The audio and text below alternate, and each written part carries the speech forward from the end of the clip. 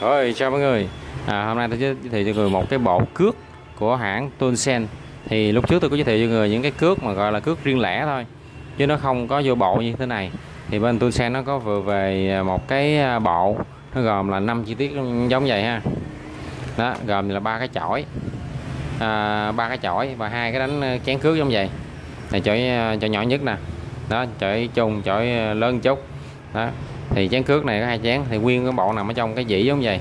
Thì ở trong đây nó có ghi nè, 1 inch nè, 1 inch nè, 2 inch, 3 inch. Đây là 1 inch nè, 2 inch bên, còn này là chén cước trên đây là 2 inch bên nè. Đó, nó có ghi rất rõ. Và cái tốc độ quay của cái máy là mắc luôn á, là 4.500 vòng một phút.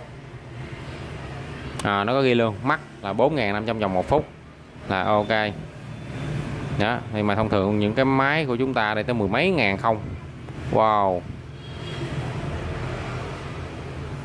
Tốc độ quay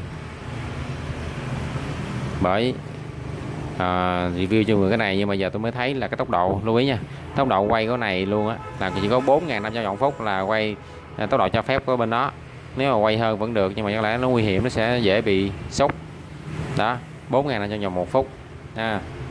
Bây giờ mới thấy cái catalog, cái hướng dẫn của nó. Còn cái đầu này là đầu kẹp 6.5 6.35mm là cái đầu này nè. Đó, 6.35mm. Thì cái độ dày của đường cước là 0,3mm. Đâu có đúng. Cái này á, là nó là cái chén một cái cọng cước á, có độ dày là 0,3mm. Một cái cọng cước, rồi nè, độ dày là 0,3mm. Đó, thông số nó ghi vậy mọi người ha. Thì ở trên đây nó có thêm cái thông số là mắc luôn là 4.500 vòng phút, mọi người lưu ý. Đó, mình xài những cái lớn thì vẫn là ok, nhưng mà có lẽ nó không có bền bằng cái sử dụng cái đồng tua của bên nó hợp lý. Đó, thì bây giờ chọn bộ giống vậy. Mọi người cứ mua về và mình đánh cước ha. Đó, mình rảnh thì về mình đánh, mình chà, mình gì đó, cần gia đình. Nói chung cái này là những cái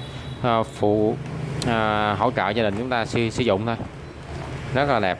Hàng này hàng công nghiệp của hãng Tongsen. Đó.